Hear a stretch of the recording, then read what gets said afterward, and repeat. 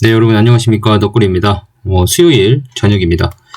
오늘은 한올 주가가 약 한 100원, 200원 정도밖에 안 빠지고 끝났습니다. 53,500원 그 선에서 끝난 것 같고요.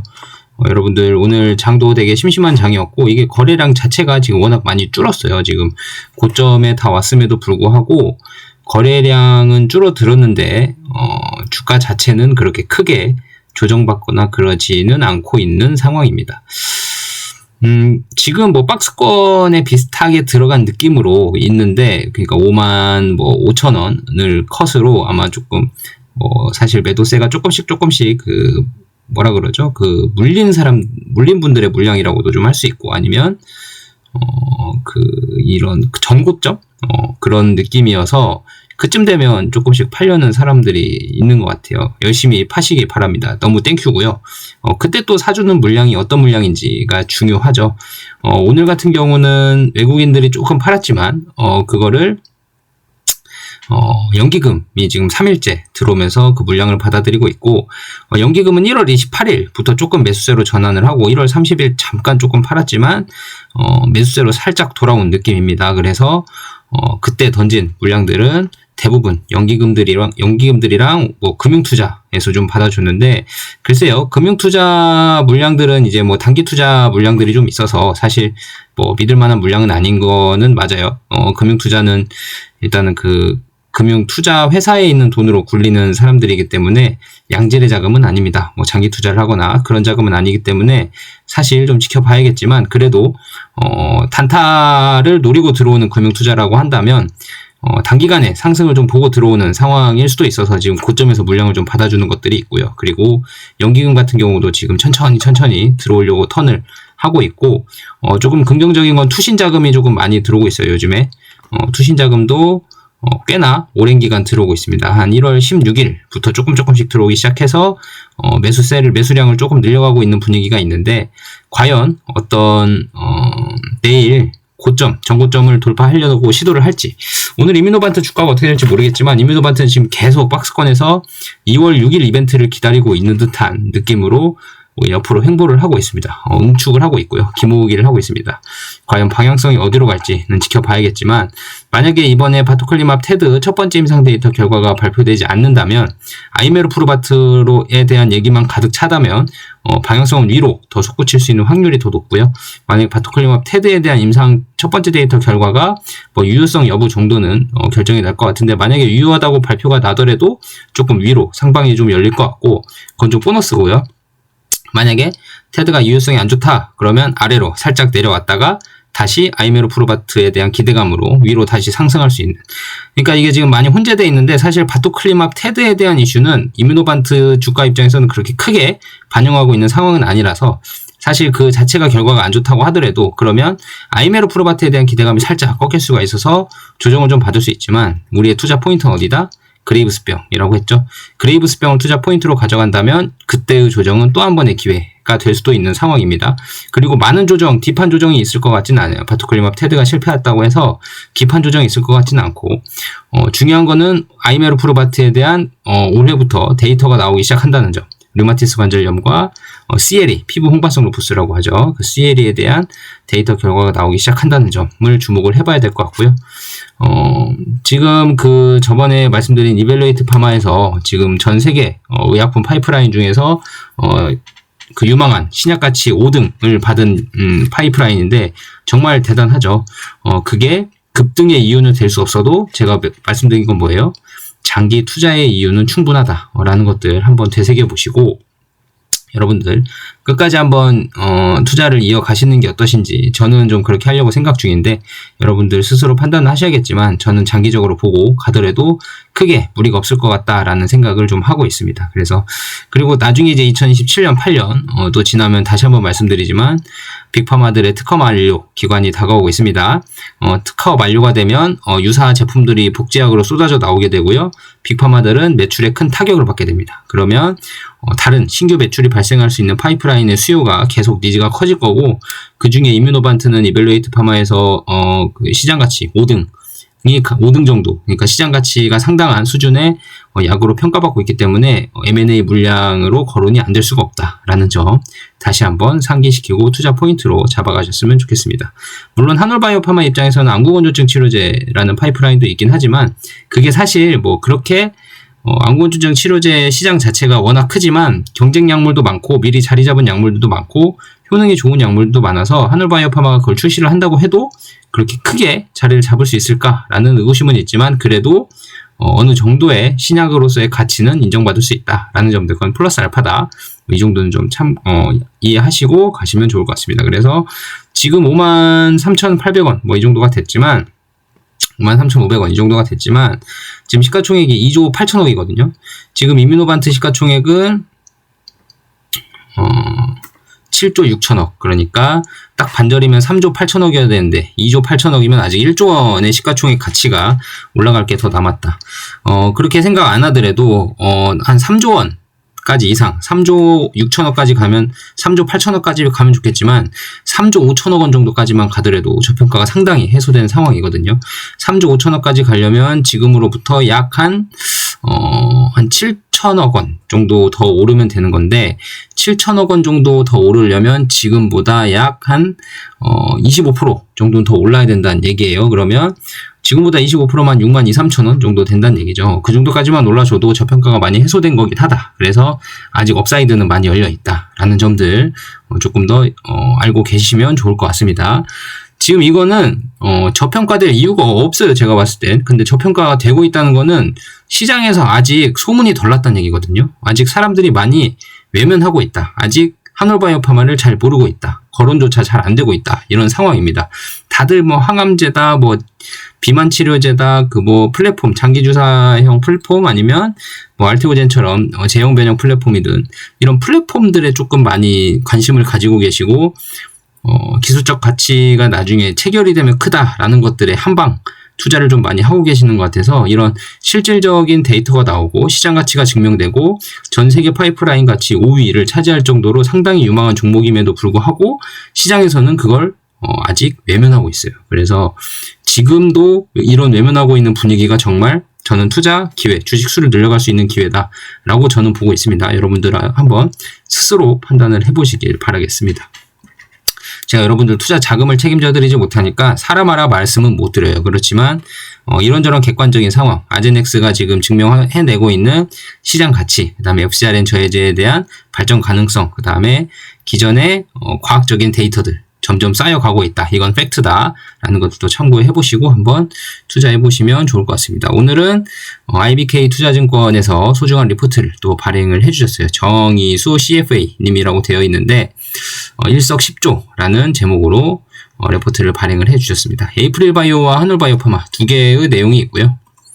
표지가 참 고즈넉하고죠. 여기 주목할 기업 두 개, 한올바이오파마 이렇게 돼 있죠, 그렇죠? 에이프릴바이오 이렇게 돼 있습니다. 한올바이오파마는 목표 주가를 제시를 했고요. 에이프릴바이오는 not rated로 목표 주가 제시를 하지 않았습니다. 제가 오늘 볼 보고서 내용은 여기 위에는 조금 이제 여기 그 3번 투약 편의성 증대는 확실한 차별화 포인트까지는 좀 이 총론 같은 내용이에요. 그래서 거기는 쭉 넘어가고요. 한올바이오파마 기업 분석에 대해서만 조금 보면서 여러분들의 한올바이오파마 기업 자체의 식견을 좀 딥하게 해주는 내용들을 한번 보도록 하겠습니다. 여러분들 지금 뭐 정치다, 경제다, 뭐 그런 실업률이다, 뭐 연준 의장이 뭐 바뀌네 마네 뭐 이런 얘기로 시끄럽잖아요. 그런 것들 신경 써가면서 투자하면 머리 쥐어 뜯어가면서 투자해야 돼요. 여러분들 답도 안 나오는 거, 예측도 못하는 거를 예측 다 해서 맞추려고 투자를 해야 됩니다. 하지만 기업 자체만 본다면 투자 포인트가 확실해지죠. 그렇죠? 물론 등락폭이 있는 걸 제가 맞추면 좋겠지만 그런 건 절대 맞출 수가 없고요. 그걸 맞추었다면은 뭐 저는 진작에 초부자가 되어 있겠죠. 그렇죠? 하지만 그걸 맞출 수가 없기 때문에 여러분들 기업 자체만 보고 펀더멘털만 보고 투자를 좀 하신다면 그래도 재밌는 투자를 좀 이어가실 수 있고, 펀더멘털 변화 없는 이런 단기적인 하락, 주가가 전고점이어서 매도 물량이 좀 나와서 하락을 했다든지 주가가 물려있는 사람들이 막 튀어나오기 시작하면서 수급의 역할 때문에 좀 빠졌다든지 이런 거는 진짜 아무것도 아니고요. 그때 봐야 될 건 이 회사가 그래서 고평가돼 있나? 고평가돼 있어서 사람이 파는 건가? 이걸 한번 생각해 보셔야 되고, 아니면 이 회사의 펀더멘털에 뭐가 문제가 있나? 펀더멘털에 뭐가 문제가 있어서 빠지나? 이런 거 생각을 해보셔야 됩니다. 만약에 고평가라고 생각을 해서 사람들이 던지는 거라면 저도 고민을 해봐야겠죠. 이게 그렇게 고평가가 됐나? 라고 나름대로 계산도 할 줄 알고 해봐야 되는데, 그런 계산은 각자마다 생각이 다 다르기 때문에 고평가다 아니다는 이제 사람들마다 생각이 다릅니다. 그러니까 높은 데에서 살려고 하는 물량이 있으니까 파는 사람도 팔 수 있는 거잖아요. 그러니까 이런 고평가 논란이 있거나 아니면 고평가스럽다라는 부분이 있어서 파는 거면 괜찮은데, 한올바이오파마 같은 경우는 지금 이뮤노반트 대비 시가총액이 절반이 돼야 되는데 그 정도마저 오지 않았다. 아직 멀었다. 3조 5천억 원 정도까지는 그래도 와줘야 그래도 절반 왔다라고 이해를 할 수가 있겠는데, 아직 20%, 25% 이상 남았다. 그렇기 때문에 여러분들 제대로 한번 생각해 보시면서 투자를 하시면 조금 더 재밌고, 그러니까 오늘 같은 하락은 거래량도 없고 고평가라고 판 것도 아니고요. 펀더멘털이 이상도 없고 했지만 오늘 왜 떨어졌냐? 그냥 파는 사람이 오늘은 좀 더 많았던 거예요. 그냥. 그렇기 때문에 너무 흔들리하지 않으셔도 될 것 같아요. 여러분들 다들 저보다 잘 하시니까 주가의 단기적인 이런 하락 상승은 펀더멘털보다는 사람들의 그 투자 심리에 의해서 변동되는 경우가 많습니다. 참고해 주시길 바라겠고요. 위에 내용 말고 밑에 한올바이오파마 내용으로 쭉 넘어가도록 하겠습니다. 내용 제가 다 읽어보니까 이런저런 면역질환 시장이 커지고 있다. 그리고 한 가지 약으로 여러 가지 질환을 타겟할 수 있다. 그리고 투여 편의성도 상당히 자가면역질환 치료제에서는 중요하다. 이 정도의 내용을 담고 있고요. 여기서부터는 이제 기업 분석 내용이 조금씩 나오는데, 여기서부터 한번 볼까요? 여기서부터 한번 보겠습니다. 주목할 국내 기업 2개, 한올바이오파마와 에이프릴바이오 2개가 나와 있습니다. 한번 천천히 읽어볼게요. 오늘은 영상이 조금 길 수 있어요. 이해해 주시기 바라겠습니다. 여기서 있죠. 아이메로프로바트 6개 자가면역질환 임상 중이며 투약 편의성까지 보유했다. 다중 자가면역질환 확장성과 투여 편의성을 겸비한 파이프라인을 보유했다. 한올바이오파마 핵심 파이프라인인 아이메로프로바트는 여러 질환으로의 확장성과 투약 편의성을 동시에 갖춘 경쟁력 있는 자가면역질환 치료제 후보물질이다. 개발 파트너사인 이뮤노반트 현재 6개 자가면역질환에서 임상을 동시에 진행 중으로 적응증 확장 가능성이 크다. 또한 아이메로프로바트는 피하 주사 제형으로 자가 투여가 가능하며 투여 시간이 10초, 펜으로 돼서 이렇게 딸깍 누르면 주사가 자동으로 들어가고, 그러니까 샤프라고 생각하시면 돼요. 살에다가 샤프를 갖다 댄 다음에 좀 따갑긴 하겠죠. 샤프 펜슬을 누르는 것처럼 위에를 딸깍 누르면 바늘이 지가 알아서 톡 나와서 살 속에 쏙 꽂힙니다. 그래서 약물이 자동으로 동일한 압력으로 주입이 되고요. 그 다음에 약물이 다 주입되면 바늘이 지가 알아서 톡 하고 빠집니다. 그러면 주사가 끝나요. 그게 10초 이제 안에 되겠죠. 경쟁약물 대비 짧아 상업화 측면에서 차별화된 경쟁력을 보유하고 있다. 아이메로프로바트는 그레이브스병, 난치성 류마티스 관절염, 쇼그렌 증후군, 피부 홍반성 루푸스 등 총 6개 자가면역질환 타깃으로 임상 개발이 진행 중이다. 이들 적응증은 기존 치료 옵션이 제한적이거나 경쟁 강도가 상대적으로 낮은 영역. 여기 보세요. 여기 중요한 거예요. 기존 치료 옵션이 제한적이거나, 그러니까 지금까지 치료제가 없거나 이런 얘기입니다. 경쟁 강도가 상대적으로 낮다. 경쟁 강도가 낮다는 건 뭐예요? 틈새 시장이다. 그런 영역으로, 그러니까 기존 치료 옵션이 제한적이나 경쟁 강도가 상대적으로 낮다는 건 뭐예요? 언맷 니즈가 상당히 높다, 그겁니다. FDA가 좋아하는 얘기죠. 언맷 니즈를 중점적으로 해서 언맷 니즈가 높은 질환을 타겟으로 집중적으로 하고 있다, 얘기입니다. 성공 시에는 그러면 빠른 시장 안착이 가능할 것으로 기대한다. 이 말은 무슨 말이에요? 자, 이런 행간을 잘 읽어야 돼요. 성공 시 빠른 시장 안착이 가능하다. 이 말은 초기 투여율이 높다. 그리고 시장이 과점될 수 있다. 독과점될 수 있다. 그러니까 성공 시 빠른 시장 안착이 가능하다라는 거는 그만큼 사람들이 급하게 약을 찾고 있다는 얘기고, 급하게 약을 찾고 있다는 얘기는 시장 침투율이 빠르다는 얘기고, 시장 침투율이 빠르다는 얘기는 그 질환을 앓고 있는 환자들에게서 이 약물이 상당히 집중적으로 이 약물을 사용할 수밖에 없는 상황이다. 언맷 니즈가 크기 때문에. 그럼 무슨 말이에요? 빠른 시일 내에 매출이 올라갈 수 있다, 이 말입니다. 다른 약물들 침투율이 한 해에 몇 프로씩 천천히 증가할 때 이렇게 언맷 니즈가 높은 약물들은 빠르게 침투합니다. 빠르게 침투해서 매출도 빠르게 올라갑니다. 그러면 한올바이오파마 매출 로열티도 어떻게 되겠어요? 생각보다 빠르게 받겠다. 뭐 1년 만에 뭐 모든 시장을 다 점령한다. 그건 아닙니다. 시장 점령하는 데는 시간이 걸리지만 다른 약들, 기존에 나와 있는 일부 치료제가 있고 치료가 이루어지고 있는 질환인데 뭐 다른 타겟으로 나온 약물들은 시장 안착이 천천히 이루어지거든요. 왜냐면 이미 다른 치료제들이 있으니까. 기전이 다를 뿐이지 다른 치료제들이 있으니까 천천히 자리를 잡아가는 반면에 이런 경쟁 강도가 상대적으로 낮고 기존 치료 옵션이 제한적이어서 약물이 없던 그런 질환을 가지고 있는 환자들에게는 빠른 시장 침투가 가능하기 때문에 매출이 상대적으로 빠르게 올라갈 수 있는 가능성이 높다라는 겁니다. 특히 갑상선 호르몬의 과다 분비로 다양한 증상이 나타나는 그레이브스병의 경우 계열 내 최초 퍼스트 인 클래스 치료제 출시를 목표로 개발 중이다. 그레이브스병 환자의 약 25%에서 30%는 1차 치료 뭐예요? 항갑상선 약물입니다. 그 알약으로 된 거, 그걸로 항갑상선의 치료로 충분한 조절이 어려워요. 한 25%, 30%는 그래서 미충족 의료 수요가 큰 질환이다. 자, 그래서 2026년에는 아이메로프로바트의 난치성 류마티스 관절염 D2TRA라고 하죠. 그 다음에 피부 홍반성 루푸스 CLE라고 합니다. 적응증에 대한 임상 데이터 발표가 예정되어 있어 해당 물질의 유효성과 적응증 확산 가능성을 검증할 수 있는 중요한 기점이 될 전망이다. 한편 아이메로프로바트와 동일한 기전인 바토클리맙도 2026년 상반기 갑상선 암병증에 대한 임상 3상 데이터 발표 예정으로 라고 되어 있잖아요. 자, 여기서 한올바이오파마는 1분기라 그랬습니다. 그 1분기는 뭐예요? 그렇죠. 첫 번째 임상 데이터를 일부 발표를 할 거다. 유효성 데이터를 발표를 할 거다. 그렇게 공지를 한 이유가 뭐예요? 로이반트와의 얘기가 어느 정도 다 됐기 때문에 공지를 했겠죠. 그렇죠? 그래서 우리는 2월 6일을 기다리고 있지만 2월 6일에 발표가 안 난다고 해도 한올 입장에서는 1분기라고 공지를 했기 때문에 1분기까지는 좀 기다려 봐야 된다. 여기서 상반기라고 한 건 뭐예요? 첫 번째 임상 포함해서 두 번째 임상도 같이 진행했었잖아요. 두 번째 임상 것까지 같이 결과가 통합적으로 나오는 게 이제 2026년 상반기입니다. 그때 데이터 발표 예정으로 추가적인 신약 모멘텀으로 작용할 전망이다. 이 말은 무슨 말이에요?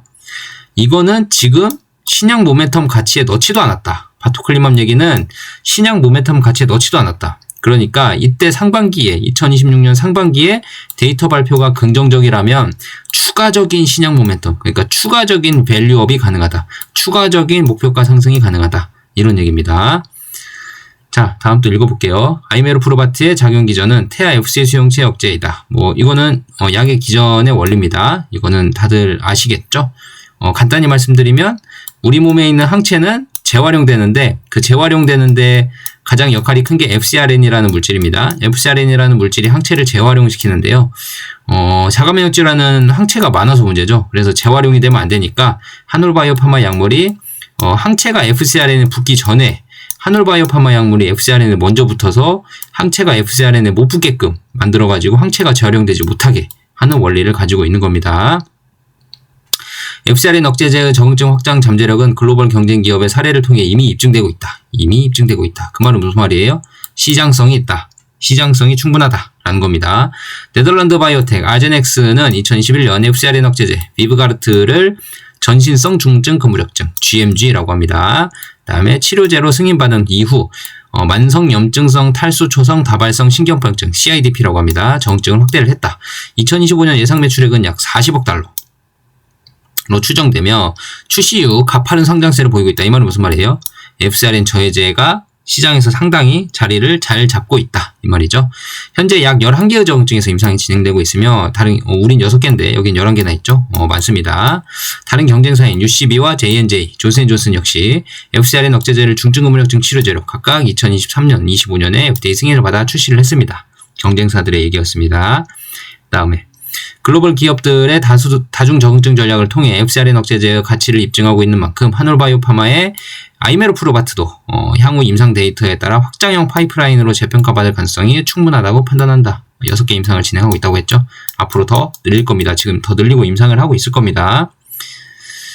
그래서 비브가르트 매출 추이 전망입니다. 이렇게 가파르게 올라가고 있죠. 그렇죠? 예, 벌써 지금 53억 달러가 가까이 되어가고 있으니까 53억 달러면 우리나라 돈으로 7조 원이거든요. 지금 적응증이 한 2-3개 정도밖에 침투를 안 했는데도 이 정도예요.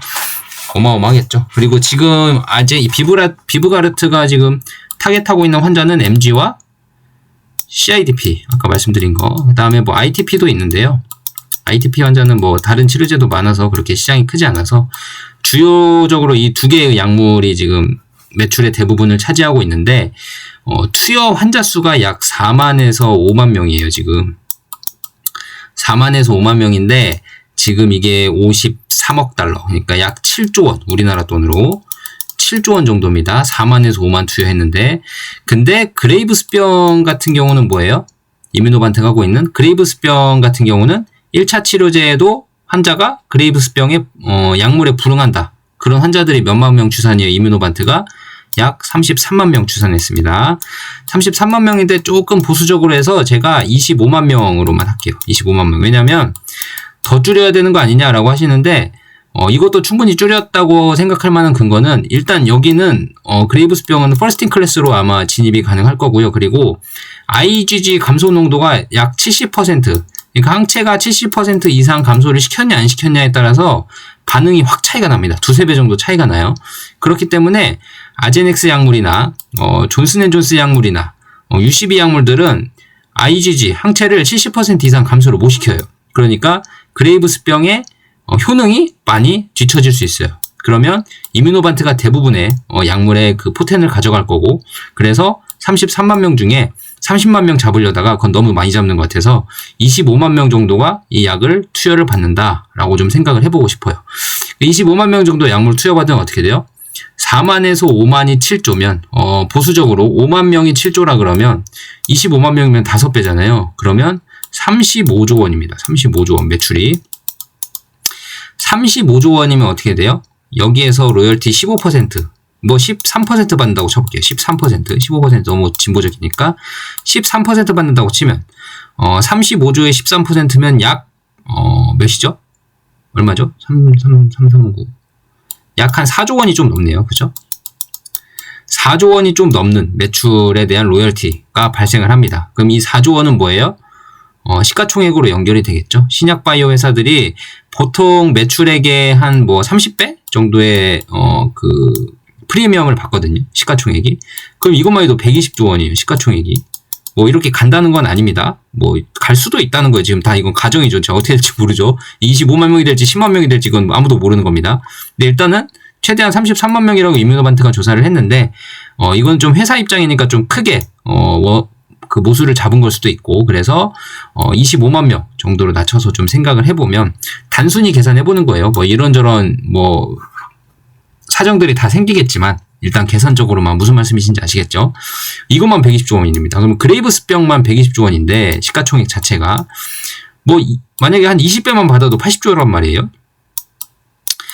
그레이브스병 자체만으로도. 그러면 나중에 류마티스 관절염이나 또는 뭐 MG나 CIDP 시장성이 지금 자리 잡고 있는 피부가라트가 있기 때문에 좀 줄어든다고 생각하고, CLE, 루푸스 같은 거 있잖아요. 이런 것들. 류마티스랑 CL이랑 그 다음에 뭐 쇼그렌 증후군도 있는데, 쇼그렌 증후군 같은 경우는 지금 존슨앤존슨이나 아제넥스나 다 하고 있는 것 같긴 해요. 근데 나오는 시기가 비슷할 거란 말이에요. 그러니까 쇼그렌은 조금 보수적으로 생각하고, 류마티스나 CLE 같은 경우도 지금 언맷 니즈가 큽니다. 근데 얘네 둘의 환자만 합쳐도 거의 한 10만 명 정도 예상을 하는데, 보수적으로 한 5만만 해도, 그쵸? 그럼 여기서 벌써 30만이잖아요. 25만 더하기 5만 하면 30만이잖아요. 그럼 30만이면 총 42조 정도가 매출이 나와요. 이 세 개 질환으로만. 근데 지금 추가적인 질환 또 임상 더 하고 있는 게 있죠. 지금 공개는 안 했지만. 그러면 거기에 13% 하면은 약 한 5조 원 정도가 되는데, 5조 원 정도 20배만 해도 100조거든요. 시가총액이. 지금 한올 시가총액이 3조니까. 그쵸? 3조도 안 됐죠. 2조 8천억입니다. 그럼 몇 배예요? 30배. 그러면 한올이 지금 주가가 5만 3천 원이니까 30배면 얼마예요? 150만 원, 160만 원 정도 가까이 간다는 얘기예요. 시간이 많이 걸리겠죠. 뭐 10년이 걸릴 수도 있습니다. 지금부터 10년, 15년이 걸릴 수도 있지만 15년간 30배, 40배 지금 가격 기준으로 간다면, 30배 간다면 해볼 만한 싸움 아니겠습니까? 그렇죠? 기다릴 수 있는 사람이 얼마나 있을지 모르겠어요. 30배 간다는 거는 그때 2배도 가고, 3배도 가고, 4배도 가고, 5배도 가고, 6배도 가고 한다는 얘기인데, 이 세월을 다 수익 실현 안 하고 견딜 수 있는 사람이 도대체 얼마나 될까? 그렇게 되는 사람들은 뭐예요? 진작에 파이프라인 같이 다 따져보고, 얼마까지 가겠다라고 기다려보고 기다리면서 계속 해마다 실적 체크하면서 팔로우업 해주고 내가 생각한 만큼 가고 있네라고 체크하면서 가야 버틸 수 있습니다. 그쵸? 그거를 이제 여러분들과 제가 같이 하면 되겠습니다. 자, 여기 투약 방식 비교표가 있어요. 한번 쭉 볼게요. 투약 방식 비교표. 오늘 좀 영상이 길 거예요, 여러분들. 이해해 주시기 바라겠습니다. 자, 여기 10초 이내입니다. 아제넥스 같은 경우는 SC가 30초에서 90초에서 왜냐면은 얘네랑 좀 달라요. 얘네는 프리필드 시린지라 그래서 약물이 미리 주사기에 이렇게 채워져 있는 거예요. 그러니까 주사기 안에 약물이 들어가 있는 상태에서 일반 주사기 있죠. 저희 피스톤 주사기로 받아서 냉장고에 넣어놨다가 그거를 이제 피스톤 주사기 꺼내서 바늘도 끼우고 뭐 집안에서 이렇게 뭐 준비를 하고 맞는 거예요. 내 손으로 눌러야 되고 꾹 눌러서 주사를 놔야 됩니다. 스스로. 그래서 조금 시간이 더 걸려요. 얘는 10초 이내고. 근데 이거나 뭐 10초든 30초든 사실 얼마 차이가 있냐? 사실 뭐 그렇게 크게 환자 입장에서는 뭐 1분 동안 넣나 10초 동안 넣나 뭐 그렇게 큰 차이는 없는데 가장 큰 차이는 제가 봤을 땐 체감상 이 비브가르트 SC는 바늘이 보여요. 주사 바늘이.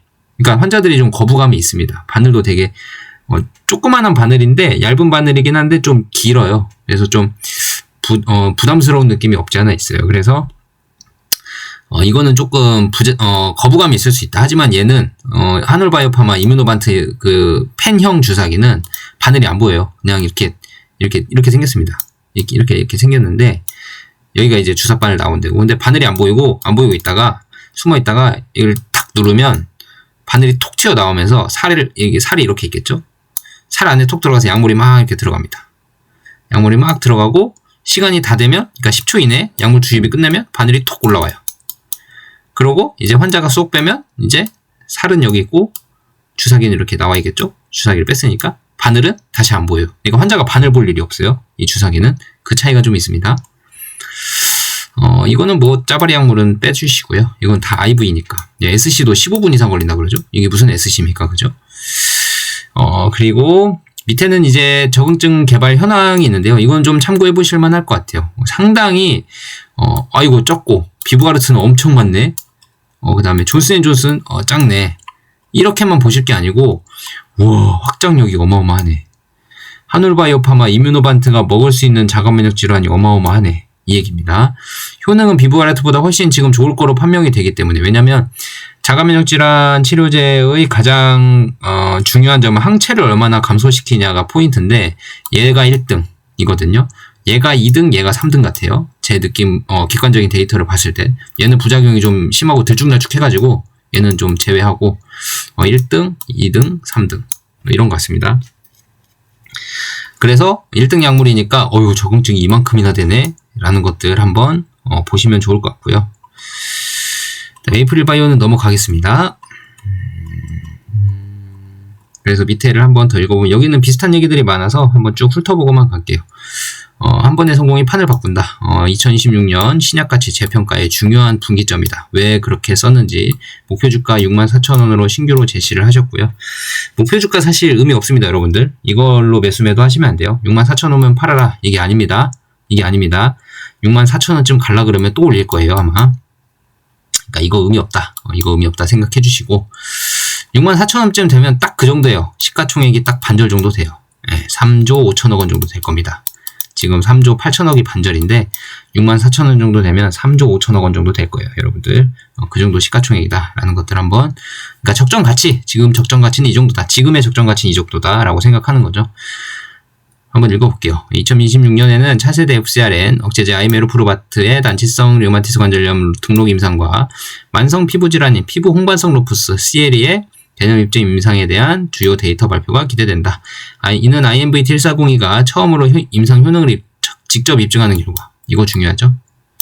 이 IMVT1402가 지금까지는 건강한 사람들을 대상으로 임상을 진행을 해서 IgG 감소 농도를 측정을 했었는데 처음으로 이제 해당 질환을 가지고 있는 환자들에게 임상 효능을 직접 진행을 하고 있고 결과 발표가 되는 해입니다. 그래서 결과 발표가 좋다면 신약 가치가 재평가될 수 있는 분기점이 될 수 있다. 임상 결과가 긍정적으로 도출될 경우 2027년 예정된 그레이브스병과 중증근무력증 임상 3상 주요 데이터 발표에 대한 기대감이 주가에 선반영될 가능성이 높다. 선반영될 가능성이. 그 말이 무슨 말이에요? 그레이브스병의 시장 가치가 선반영되기 시작하면 이건 무서울 겁니다. 네, 이거는 상당히 무서울 거예요. 이뮤노반트도 주가가 어느 정도까지 올라갈지 모르겠지만 만약에 이런 지금 올해 2026년에 나올 질환 데이터가 지금 RA, D2T RA랑 CLE 이거 두 개인데 D2T RA랑 CLE에서 긍정적인 데이터를 발표를 하면 이 그레이브스병이 성공 확률까지 조금 선반영 되겠다 하는 건데 이게 선반영되는 게 좀 무섭거든요. 그레이브스병 선반영되는 게. 그러니까 올해 아마 만약에 이 두 가지 모두 긍정적으로 발표한다면 기차는 멀리 떠날 거다. 예, 발표되기 전이 얼마일진 모르겠지만 발표되기 전이 기회일 수 있다. 근데 이게 다 성공하라는 법은 없죠. 예, 그 바이오 회사에서 100%는 없으니까 다 성공하라는 법은 없습니다. 그러니까 여러분들 뭐 나는 이 정도 리스크를 지고 이 정도의 투자 자금은 괜찮다. 나는 하이 리스크를 도전할 만하다 하시는 분은 투자를 하시는 거고요. 만약에 이거 둘 다 실패할 수도 있는데 나는 좀 보수적으로 이거 성공하면 투자해야겠다라면 주식 가격은 올라가 있을 테니까 위에 수익은 좀 덜 먹더라도 조금은 더 안전하게 투자하실 수 있는 방법은 이거 다 확인하고 투자하는 게 가장 안정적인 방법이고 나는 좀 리스크를 지더라도 지금 사서 나중에 수익을 크게 볼래 라고 하시는 분은 가능한 정도의 투자금만 넣으시는 게 가장 현명하지 않을까라는 생각을 합니다. 선반영되는 게 무서운 거예요. 그레이브스병이. 여기 특히라고 하면서 또 강조를 하죠. 그레이브스병은 1402 계열 내 최초 신약 퍼스트 인 클래스로 출시될 잠재력을 보유한 정증이다. 그레이브스병은 갑상선 호르몬이 과다 분비되는 자가면역 질환으로 전체 환자의 약 25에 30%가 기존 치료제로 충분한 조절이 어려워서 미층적 의료 수요가 크며 이에 따라 높은 시장 침투율이 기대된다 라고 했습니다. 높은 시장 침투율이 기대된다. 이 말은 뭐예요? 이뮤노반트가 싸잡아 먹을 거다. 이 말입니다. 파토클리맙 3상. 이건 아까 뭐라 그랬어요? 보너스. 이건 보너스입니다. 보너스. 파트너사 이뮤노반트는 1세대 FcRn 억제제 파토클리맙의 갑상선 암병증 임상 3상 두 건의 결과를 통합해 2016년 3반기 중에 발표할 예정이다. 해당 임상 데이터 발표 이후 파토클리맙의 향후 개발 전략이 구체화될 것으로 예상하며 이는 추가적인 모멘텀으로 작용할 전망이다. 보너스다. 한올바이오파마에 대해 투자 의견 매수 목표가 64,000원 커버리지에 게시한다. 신약 가치는 1402만 여기 써있죠. 파토클리맙 빼고 1402만 반영하더라도 현주가 대비 상승 여력이 상당히 높다고 판단한다. 파토클리맙은 보너스다. 이거는 주가에 지금 이미 악재 다 반영됐다 라는 겁니다. 여러분들 너무 쫄지 마세요. 파토클리맙 잘 안 나왔다고. 자, 그래서 밑에 한번 쭉 한번 더 읽어볼게요. FcRn 억제제로 확장이 가능하다. 이거는 기존의 원리고요. 이것도 기존의 원리. 여기 보시면 현재 100여 가지 이상의 질병으로 분류된다. 뭐 다 해당된다라고는 말할 수 없지만 상당히 많은 자가면역 질환이 있다라는 거 참고해 주시면 좋을 것 같고요. 그다음에 여러 적응증에서 이미 상업화 및 임상 개발이 진행 중인 검증된 기전. 검증된 기전이라는 것 자체가 리스크가 많이 준 거예요. 지금 신약 실패에 대한 리스크가 많이 준 겁니다. 그쵸? 알테오젠이 그런 말이 있잖아요. 리스크가 이렇게 낮으면서 포텐이 높은 회사를 본 적이 없다라고 그 알테오젠 2대 주주분이신가요? 그분이 그런 멘트를 자주 하시잖아요. 한올바이오파마도 똑같아요. 네, 검증됐습니다. 이미 기전 자체가 많이 검증이 되고 이 지금 아제넥스 지금 아까 매출처 보셨잖아요. 1년에 7조 원씩 팔아요. 그만큼 광범위하게 쓰이고 있습니다. 그런 기전에 지금 이뮤노반트가 가장 좋은 효능으로 입증이 가능한 기회를 갖고 있는 거예요. 기전 자체가 임상에 실패하는 거 아니냐? 그런 기전 자체가 아니라는 거죠. 지금 검증이 된 상황입니다. 이미 광범위하게 투여가 되고 있고요. 부작용들 많이 밝혀진 바가 있고요. 그런저런 것들 통제가 가능하고 컨트롤이 가능한 정도입니다. 근데 지금 아무도 관심을 갖지 않고 있어서 외면받고 있어서 지금 저평가 국면을 벗어나지 못하고 있는데 미리 투자하신 분들 지금 올해 작년 중순쯤에 한 2025년 6월쯤에는 2만 5, 6, 7천 원 막 이랬거든요. 그때부터 모으셨던 분들은 지금 수익률 많이 올라가셨겠죠. 그죠? 한올바이오파마는 FcRn 억제제 파이프라인으로 바토클리맙과 아이메로프로바트를 보유하고 있다. 이거는 이제 기술 수출 규모고요. 약 7천억 원밖에 안 받았어요. 그쵸? 상당히 싸게 기술 수출을 했습니다. 지금은 이뮤노반트 기업 가치가 7조 원인데 이 이뮤노반트는 한올바이오파마 약물 말고는 없는 회사예요. 한올바이오파마 약물만 임상을 하려고 따로 회사를 하나 설립을 한 겁니다. 근데 그 약이 지금 7조 원의 가치를 갖고 있어요. 지금 7천억에 사가가지고 10배 뻥튀기 됐죠 벌써. 자, 그래서 임상을 수행 중인 파트너사 이뮤노반트는 로이반트의 자회사로 FcRn 억제제 글로벌 임상 가속화를 위해 설립된 자가면역 전문 신약 개발사다. 그래서 한편 바토클리맙의 일본 판권은 한올바이오파마가 보유를 하고 있어서 나중에 바토클리맙 테드 결과가 좋다면 상업화 파트너십 체결 가능성도 남아있다라고 제가 몇 번이나 말씀드렸죠. 그래서 또한 바토클리맙 안구건조증 치료제도 있다 그랬죠. 탐파노셉트라고 하는 약인데 중국 권리를 지금 하보바이오메드에게 총 넘기긴 했어요. 근데 2025년 1월 계약 해지를 통보했고 관련 절차는 진행 중이다. 중재 절차 진행 중이라는 겁니다.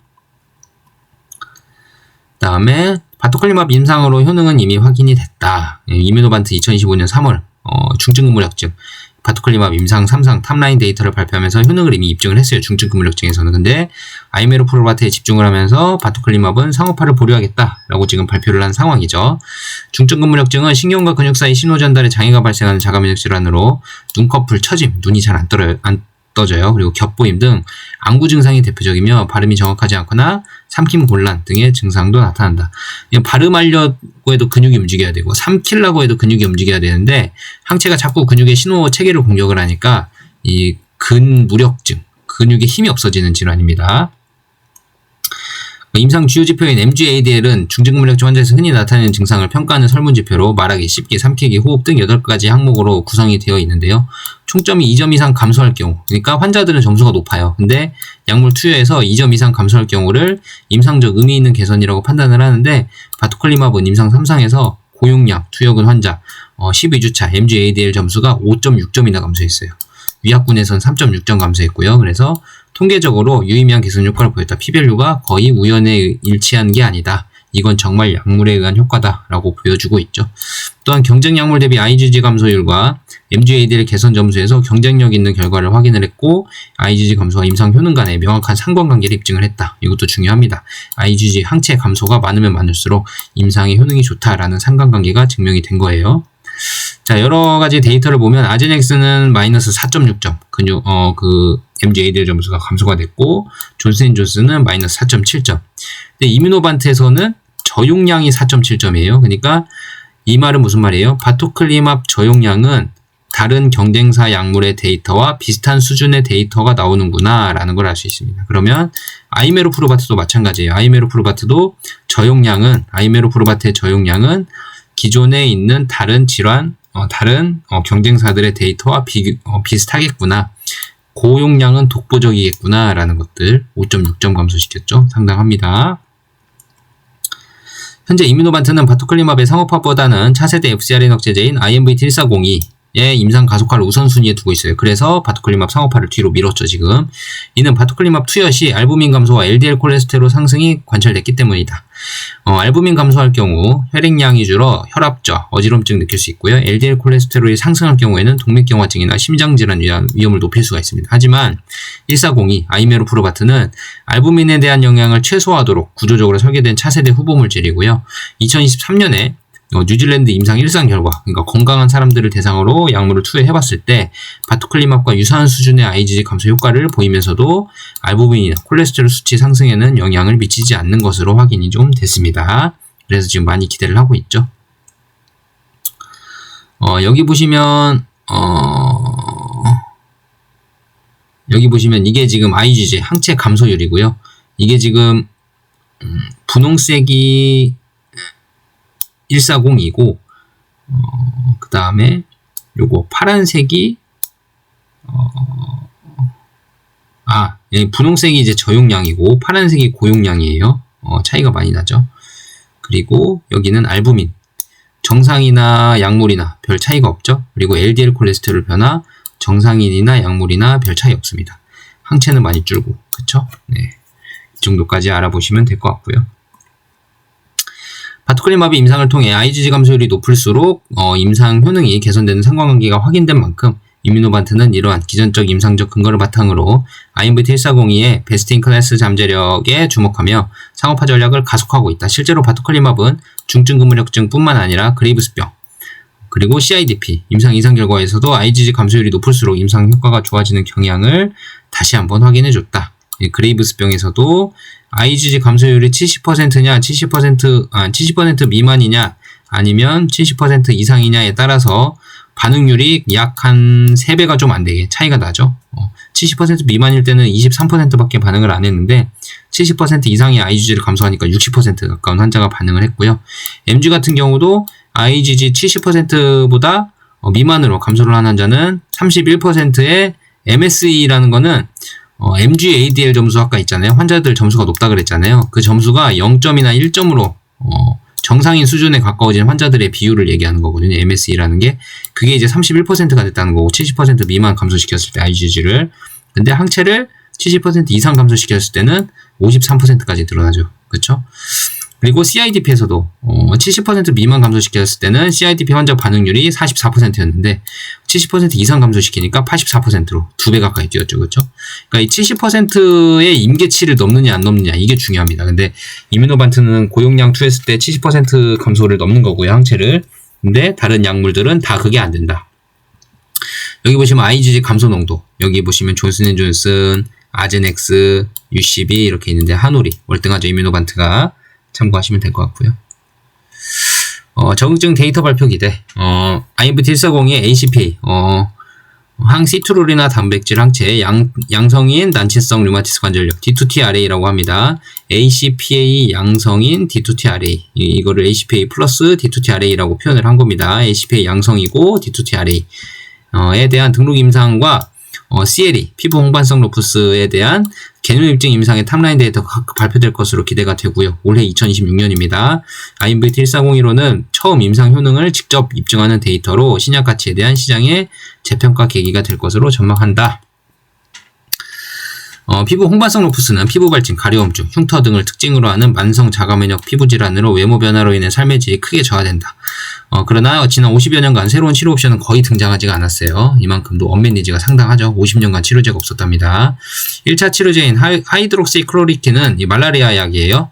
약 50% 환자에게서 효과가 제한적인 것으로 알려져 있으며 미국 내 SCLE, CCLE 환자 수가 약 15만 명으로 추정이 돼서 여전히 새로운 치료제에 대한 수요가 높다라고 했습니다. 그러니까 이 15만 명 중에 약 50%는 약물이 안 된다. 그러니까 약 한 7만여 명 정도는 약물이 안 된다라고 생각을 하면 되겠죠.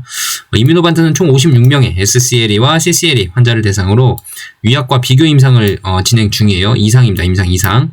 12주차 CLASI A 점수 변화가 주요 평가 지표다. 이거는 홍반, 점막, 침범, 급성 탈모 등을 기준으로 질환의 활동 정도를 측정하는 지표인데요. 2026년 하반기에 임상 초기 데이터 발표가 예상이 됩니다. 그러니까 기대해 볼만 하겠죠. 여기서 왜 기대해 볼만 해요? 아까 말씀드린 대로 FcRn 저해제에 대한 기존의 원리는 거의 규명이 다 되어 있는 상황입니다. 얘가 어떻게 작용을 하고 어떤 부작용이 있고 어느 질환의 가능성이 높고 이런 것들이 어느 정도 증명이 된 상황이기 때문에 장기 투자 2026년 하반기까지는 이 데이터를 기대해 볼만 하겠죠. 그렇죠? 또 다른 적응증인 ACPA 양성 류마티스 관절염, 난치성 류마티스 관절염에서도 2026년 등록 임상 피리어드 1 데이터가 발표가 예정되어 있습니다. 피리어드 1은 오픈 라벨 데이터고요. 환자가 약물 투여를 좋은 약을 투여받고 있습니다 라고 알고 있어서 심리적인 효과, 그러니까 그 플라시보 효과까지도 있을 수 있어요. 근데 이제 데이터를 보는 거죠. 류마티스 관절염은 여러 치료제가 있지만 기존 치료제에 반응하지 않는 난치성 환자군은 전체의 한 5에서 20% 정도로 추정이 됩니다. 이거 5에서 20% 숫자 잘 한번 기억해 보세요. 그리고 특히 ACPA 양성 환자는 예후가 나쁜 경우가 많고 자강치 기반 질환 특성상 FcRn 억제제 효과가 기대되는 환자군이에요. ACPA라는 게 항체잖아. 항체가 양성이다. 그러니까 내 몸을 공격한 항체가 있는 사람들이라는 뜻이에요. 해당 임상은 총 120명 환자 대상으로 진행을 했고 ACR20 환자가 증상 개선이 약 한 20% 정도 개선됐다고 느끼는 반응률이 주요 지표가 되겠습니다. 그건 임상 디자인이고요. 2027년, 이제 27년이에요. 27년에는 가장 중요한 그레이브스병에 대한 발표와 중증구물력증 데이터가 예정되어 있고요. 2028년에는 쇼그렌 증후군과 CIDP 데이터가 순차적으로 발표될 예정입니다. 이에 따라서 2026년 임상 결과는 중장기 파이프라인 전반에 대한 기대감을 높이는 분기점이 될 것으로 전망한다. 상승의 트리거가 될 거다. 급상승을 하면 지금 나올 수 있다. 이 얘기죠. 나온다는 얘기는 아닙니다. 그레이브스병의 경우 IMVT140가 퍼스트 인 클래스로 출시될 수 있어서 시장에 의미 있는 점유율 확보가 가능할 것으로 한다. 이건 타임라인이니까 한번 봐보시고요. 여기 보시면 다 나와 있죠. 임상 데이터들 다 나오게 되고요. 이거 표도 나중에 한번 쭉 참고해 보세요. 여기 아젠엑스 것도 있으니까요. 쭉 참고해 보시고. 특히나 하늘바이오파마는 지금 돈을 버는 회사이기 때문에 R&D 투자 여력이 충분합니다. 그래서 여기 한번 쭉 읽어보세요. 천천히 일시정지 해놓으시고 한번 읽어보시면 좋을 것 같습니다. 다음에 투자 의견 목표가 64,000원. IMVT 145인 신약 가치만 반영하더라도 그렇죠? 바토클리맙 버려도 상승 여력은 큰 것으로 판단한다.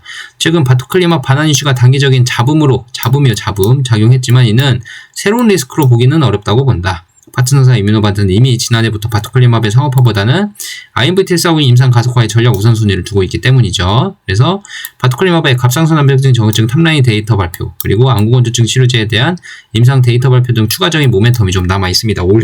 올해입니다. 이것도 안구건조증도 올해 목표로 하고 있어요. 그래서 가치 상승이 추가적으로 반영이 될 수 있어서 2026년 임상 데이터 발표 구간에서 하늘바이오파마에 관심을 높일 것을 권고한다라고 되어 있습니다. 사람들 지금 아무도 관심 없어요. 지금 하늘바이오파마. 그 이벨루에이트 파마 5등 됐을 때도 기사 났잖아요. 전혀 얘기가 없어요. 그 기사에 대한 뭔가 떠들썩한 얘기들이 없습니다. 사람들이 왈가왈부 하지도 않아요. 관심도 없습니다. 너무 좋죠? 네, 저평가되고 있잖아요. 그쵸? 언젠간 관심이 받을 날이 분명 와요. 언젠지 모르겠지만 분명 옵니다. 이럴 때 모아가는 사람들이 저는 승자라고 봐요. 제가 지금까지 경험한 주식 경험상 저평가되고 좋은 회사들은 언젠간 빛을 봅니다. 그게 이제 언제가 되느냐가 문제인 거지 1년이 걸리냐 2년이 걸리냐 뭐 3개월 만에 알아듣느냐 라는 게 문제인 거지 언젠간 받습니다. 제대로 된 평가를 돈은 그렇게 흘러가게 되어 있어요. 이거 데이터 발표 예정 시기 한번 봐보시고요. 일단은 신약 가치를 지금 3조 3천억 원을 잡았는데 상당히 지금 보수적으로 잡은 것 같긴 해요. 아직 데이터 발표가 안 나왔기 때문에 높게 잡을 수가 없죠. 데이터 발표 나오는 순간 이 가치 팍 뛸 겁니다. 이 가치가 팍 뛰면 이 목표 주가 계산이 변하게 되겠죠. 그렇죠? 그러니까 지금은 데이터가 발표가 안 나왔기 때문에 이 정도 가치를 받았는데 CL이든 RA든 임상 데이터 발표가 2026년에 나오잖아요. 결과가 나오면 이 가치가 확 올라갈 겁니다. 그래서 목표 주가가 확 뛸 거예요, 여러분들. 그러니까 뭐 제가 뭐 성공한다는 얘기는 아니에요. 실패할 수도 있죠. 그거는 리스크는 여러분들이 지고 가셔야 되는 거고요. 이거 환자 수 같은 것들 이제 참고해 보시고 2026년 뭐 33만 명 잡았는데 점점 이제 늘어나죠. 그다음에 예상 침투율 같은 경우는 그레이브스병에서 처음에 이제 뭐 2029년에 출시된다 치고 0.5% 침투했다가 2036년에는 한 10% 정도의 침투율을 가지고 있는데 이거 상당히 보수적으로 계산하신 것 같아요. 네. 그레이브스병 환자의 10%만이 이걸 투여받는다? 그건 아닌 것 같아요. 한번 뭐 이렇게 잡으시는 이유도 있겠지만 컨센 자체를 워낙 높게 잡지 못하기 때문에 보수적으로 잡으신 것 같고요. 뭐 환자의 1%만 2030년에 투여가 될까요? 언맷 니즈가 높아서 이 폭은 상당히 커질 수 있습니다. 제 생각은 이거는 상당히 보수적으로 잡으신 것 같고 목표 주가 잘 한번 참고해 보시고 목표 주가는 안 보셔도 돼요. 사실 여기까지입니다. 영상이 많이 길었는데 여러분들 한번 투자 판단은 여러분들이 하시는 거예요. 제가 아무리 떠들어도 주가는 제 맘대로 안 갑니다. 여러분들 그리고 원하는 대로 안 가요. 그러니까 너무 그렇게 기대감만 가지고 투자하시는 것보단 객관적으로 기업을 좀 분석 좀 해보시고 본인들의 의견도 나름 정립도 해주시고 투자 판단은 여러분들이 하시는 거니까 참고해 주시고요. 영상 이것으로 마치겠습니다. 긴 시간 고생 많으셨고요. 좋아요, 구독하기 꼭꼭 눌러주시고 댓글, 질문 편하게 해주시고요. 그 다음에 뭐 알람 설정까지 안 하셔도 될 것 같은데 맨날 밤에 올리니까 제가 아무튼 영상 이것으로 마치겠습니다. 너무너무 감사드립니다. 다음 내일 영상에서 또 뵐게요. 감사합니다.